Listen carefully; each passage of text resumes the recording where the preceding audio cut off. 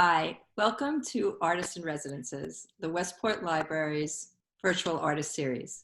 I'm Carol Erger-Fass, and I'm the exhibit curator at the library. Today, Miggs Burrows talks with artist and jewelry designer, Joanie Landau. I first got to know Joanie when we were waiting on the corner for the school bus to come pick up our kindergarten kids.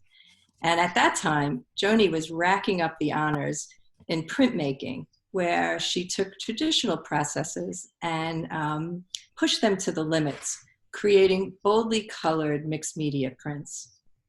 Soon after that, she launched her jewelry collection, and she continued to explore her passion for color, but instead substituted gemstones and leather and other materials to make her strong statement pieces.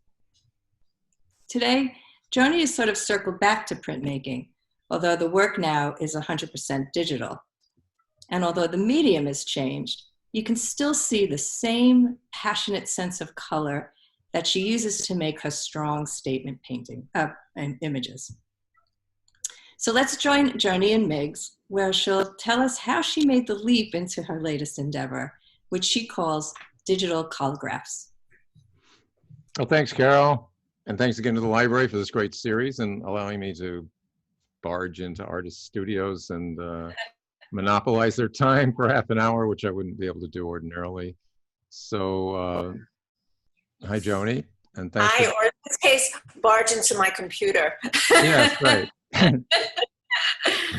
Yeah, well, that's another rare opportunity to see how the process. We've never had a digital artist on. I mean, it seems a weird designation. I mean, you're an artist.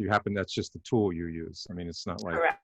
Yeah. You've done other things and other art forms, but I'm curious. The word collagraph comes up, and I plead ignorance. I'm not sure what is a collagraph. Oh, okay. So this, I'm going to put on my glasses so I could see you. When my son was little, we were in Rockport, Massachusetts, which is a really sweet enclave on the coast of Cape Ann. And this woman had a gallery, and she showed obviously a lot of her own work. And I bought a piece. I didn't know what it was. She said it was a collagraph. And she told me about it and that it was a form of printmaking. I had never done any printmaking before. And she said, if you get the opportunity to learn this method, you should take it. And really, very soon after, I saw that Silvermine offered a course in collagraphs, and I became really passionate about it. I worked for years with the same teacher in the same studio, but it was only, I don't remember if it was once a week or twice a week, where we had like 3-hour studio sessions. And it wasn't enough for me. I needed to do more, and I don't have a printing press. So I just that's when I started to morph into the jewelry.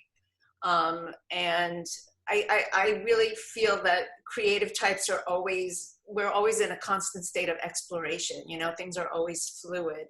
And being a woman of a certain age, I have a lot of lives. So as I sort of kind of wind down with the jewelry, I started to pick up the art again. And just to circle back, what a collagraph is, you make a plate of, I used found materials. I would walk around the streets looking for like bottle caps and all sorts of weird things, raffia, anything that had eggshells, bubble wrap. Anything that had a lot of texture, and I would make a plate, and then we would ink up the plate with, it was kind of toxic because there were a lot of toxic materials involved, but I would ink up the plate.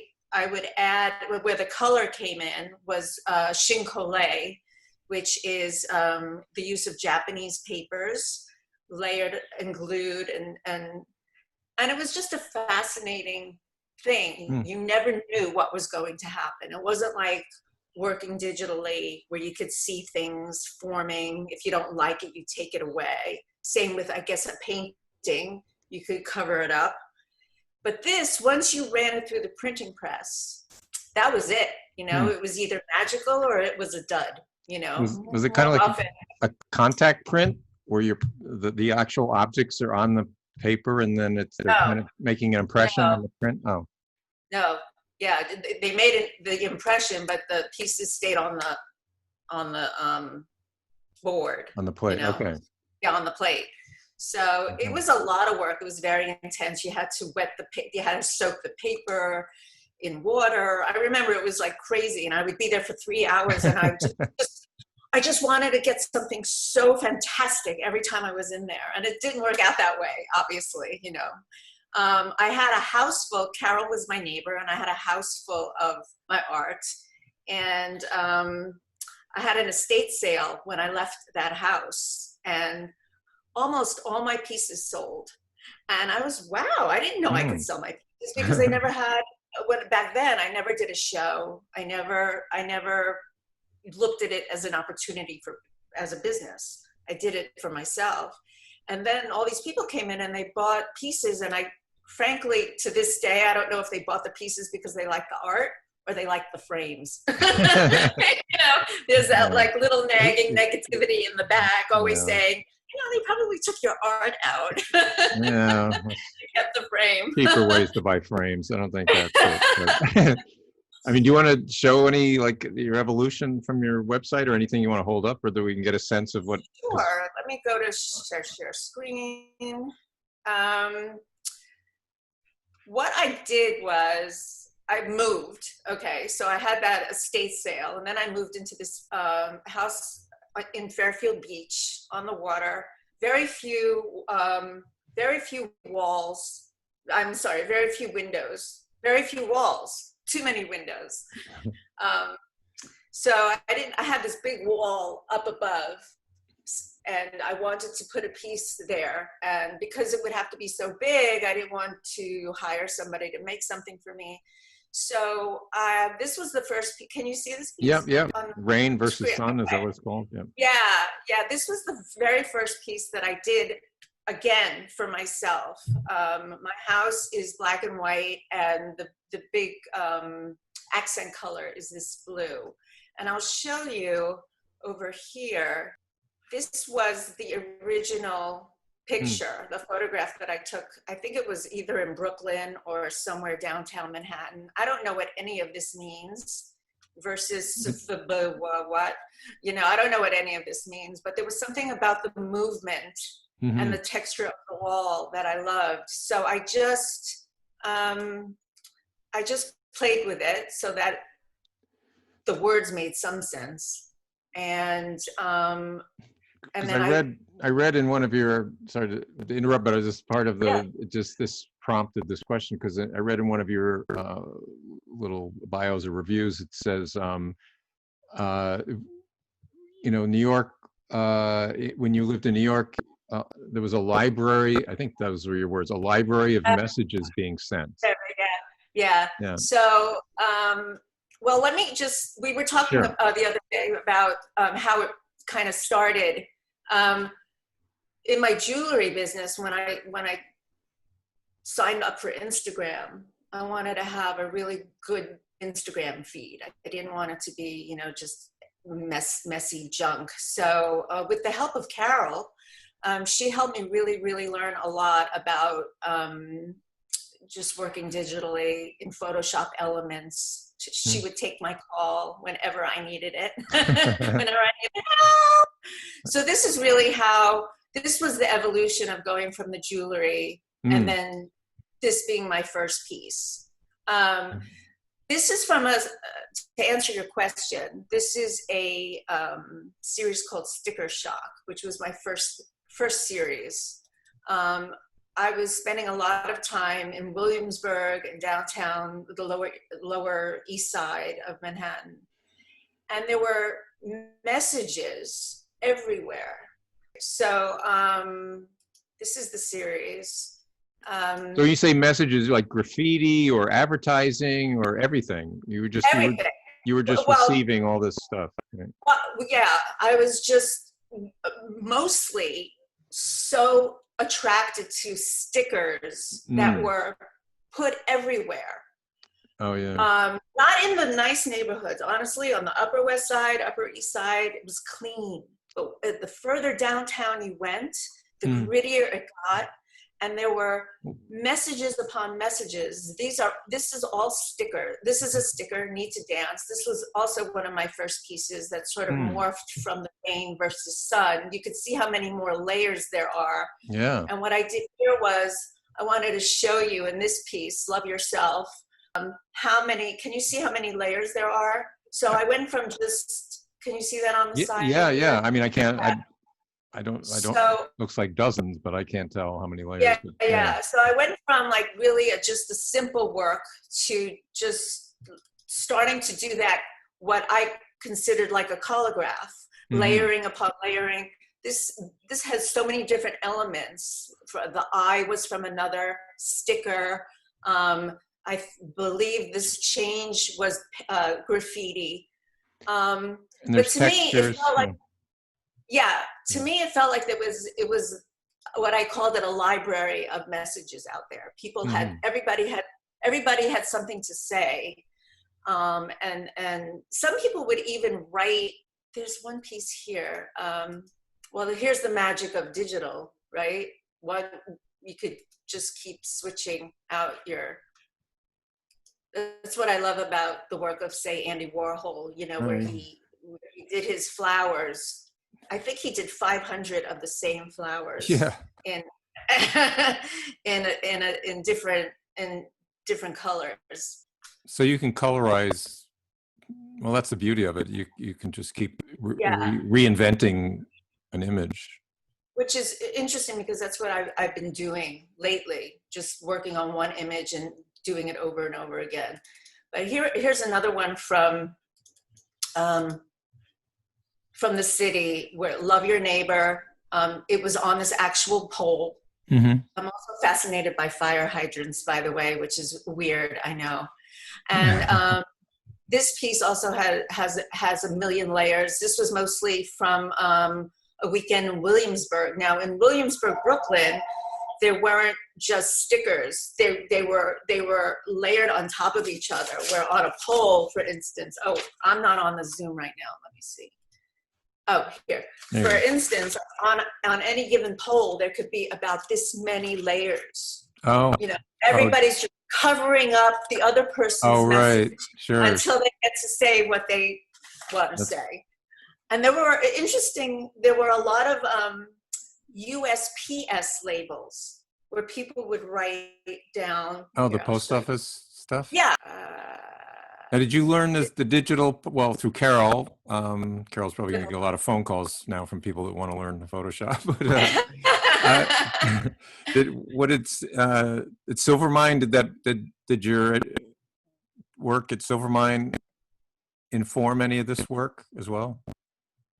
Oh yeah. Well, first of all, I also took a couple of digital classes at Silvermine. You did. Okay. But I really think, and I took some classes at the Contemporary Center of Printmaking. I always forget the full name. In Norwalk, I took encaustics. I took a whole bunch of different courses there. But it was really the collagraphs that just continued to inform my art. I think the layering and the coloring of everything.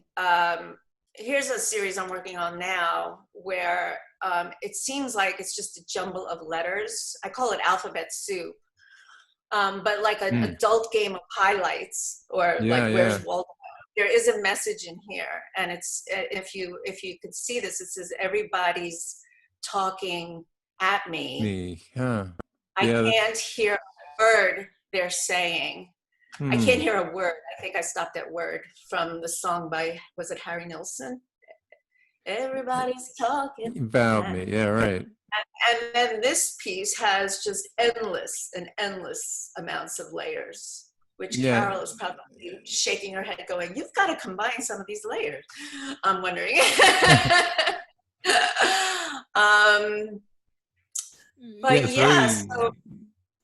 No, you can find your own message. I just saw something that said eat food, I think. But anyway. Eat food. And I, because I work digitally, I could be incredibly productive. You know, it's this is another series which I could combine with Sticker Shock, but these are I call this signs of the times. Here's my hydrants. Mhm. These were taken in Venice Beach, California, where my son was living for a little bit of time, and they had the quirkiest hydrants around. They were so cute, and they were all kind of painted, all these funky colors. And then these affirmations were they were on the ground. As you walked one step, another step, there were all these little affirmations stenciled onto the ground. So instead, what I did was I put them on the. It's funny. I just see it for the first time. I don't know if this, you know, the hydrants take on almost like a robotic shape. I mean, they look like they have a little head and an arm, and I don't know. I know people think I'm crazy, but because I'm walking around cities, you know, taking pictures of hydrants. I just so here is a series of different photographs, original photographs. We've got what I think they call these winter fences, all taken from Venice, California. And then when I got home, I just started working on these pieces to, again, with the layers and the layers, you know. Here's one of my more. Yeah, I love those signs. The directional signs are great. There are a bunch of different, so many different versions of this. And this is my bestseller because I think people really love to have a say in the art that they're buying. And very often they ask me to change a word or two. So I can do a commission for somebody and make it theirs. Oh, sure. And, yeah. So the original one was also from the downtown Manhattan. This was the original one. This was an art installation, just the signs. It was an art installation by I don't know whom. They put this in downtown on the Lower East Side. It was backed up to, you know, kind of ugly brick buildings. This background is from my old neighborhood in Westport. And I have this hanging in my house, but nobody wanted to buy this piece because of the words depression and lust. And I, you know, I mean, so I had to. Sorry. Go ahead. So I had to work on changing them, and this one became the most popular one. So instead of depression, I put discovery. Instead of lust, I put courage. Yeah, we've colorized the signs for different people. We've done it vertically. We've done it. This is another version that I have hanging in my house. So this is all graffiti and images from probably Manhattan and various other places I've been. For me, it's just endless. The point is, you know, when do you know how to, when do you stop? Yeah, you know, that's always been. How do you know when you're done? Right. My issue. How do you know when you're done? And in this is I wanted to show you this because this is a piece I have that's very popular. It's called Spin Me Round. It's very simple and it looks really beautifully framed with the white square background. We've done it where we've hung it on the horizontal. But just to give you an idea, this one picture has created all these different images. So I morphed into digital manipulation, which is, you know, I was doing a lot of layering, but now I'm doing a lot of manipulating, which I find to be so much fun because there's so many variables. I love this one because I love how you could see like the light boxes sort of fading away. Oh, okay. Yeah. So the swirly vortex thing, you're seeing that. Yeah. Yeah. Okay. So what I was starting to say is this is one of my favorite images from a series called Unplugged. which is about how music is my muse. It's so corny, I know. No, but again, there was a quote that I was going to ask you about. It says, creating art without music is like working in total darkness. So that. Yeah. I mean, I always have the music playing, and it really gets me motivated. And so this piece is very popular. And I know somebody who was asking me to do a hallway for her. And now, can you see this screen with all these images?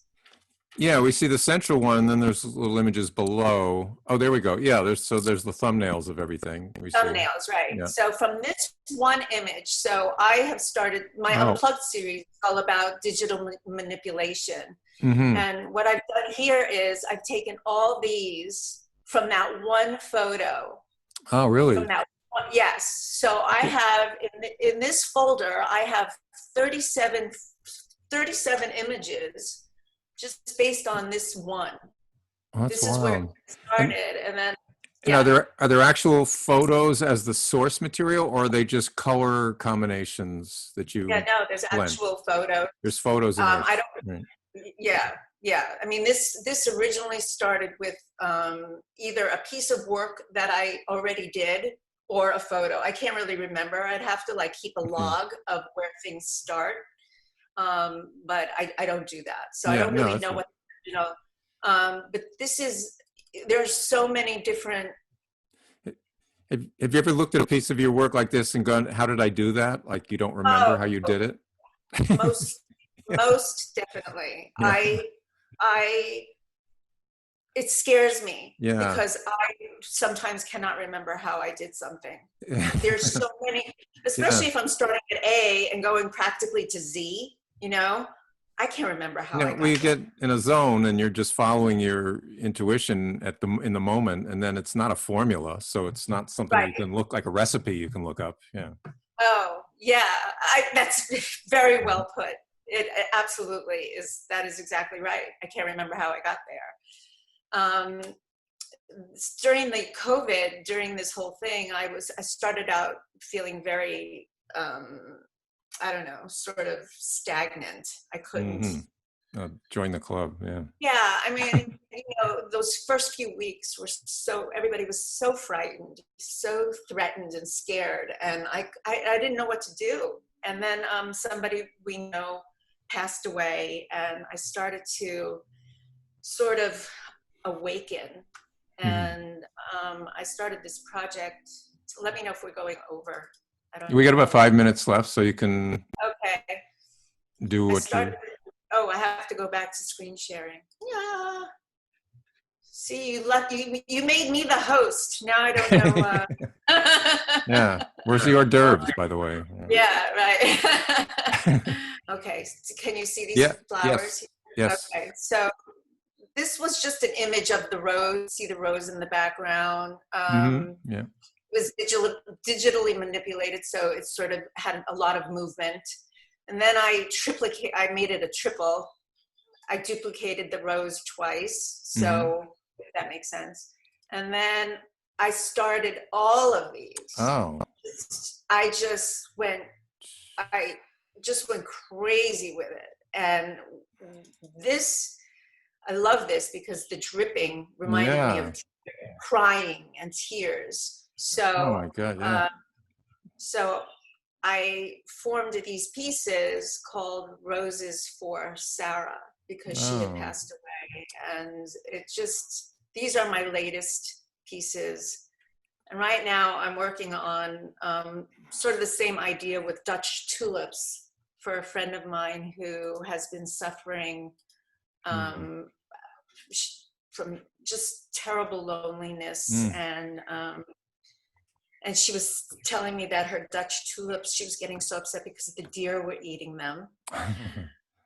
And I had a picture of one of her tulips from last summer, just a very, very simple photo. And now I've been working on those. I mean, I just don't know when to stop. It's really, somebody stop me. Don't stop. No, please don't stop. These are the tulips. Oh, great. That I've been, there's like so many. So. And everybody likes a good story, so it's always nice to have a story surrounding your work.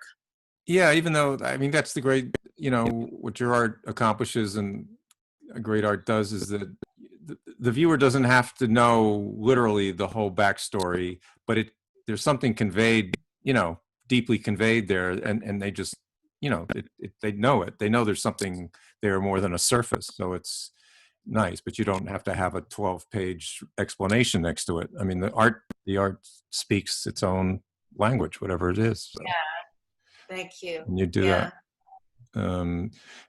So that, I'm also curious because you have a lot of windows in your house, or you're sitting next to a window. Are you inspired? And you live from what I saw last time, you in a very scenic place. Yeah. Do you ever? Yeah, look at that. So yeah, it's low tide right now, but yeah, I'm very, very lucky. We're so lucky. I mean, we just went from the woods. Basically, we had 1.3 acres and thousands and thousands and thousands of dollars worth of gardening and landscapers. And Carol, are you shaking your head? You're nodding your head.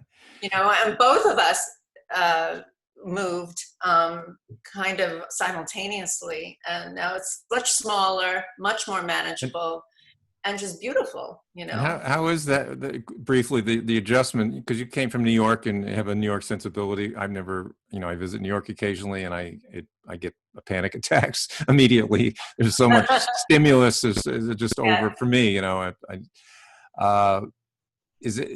this a hard adjustment to come to such a relatively quiet place where you don't see as many, stickers and street art and things like that? Yeah. Probably initially. We were in Westport before here for 24 years. So we went from New York to Westport. Okay. But frankly, and I always felt that I would want to live in New York again, at least part-time. If money wasn't an issue, I always thought I would love to have both. But now I am so satisfied here that I don't think I would want to go back there. I think I'm just, no. It's beautiful, and I feel very lucky that I've been able to spend this whole quarantine thing in this beautiful home. Yeah, well, we are too. I'm very happy that you let us into your house without masks. And thank you, Joanie. And I'll hand it back Maybe to one day we'll do it for real. Yeah, hopefully, yeah. Yeah. So I'll hand it back to Carol to wrap up and say goodbye. So I have to unshare. No, you're fine the way you are. Carol, just take over. So thank you so much. You don't have to thank me for being tech support. That's just, that's just part of being a friend. I'm not tech support for anybody else, okay? No. Actually, I am, which is sort of funny, but it's not my business.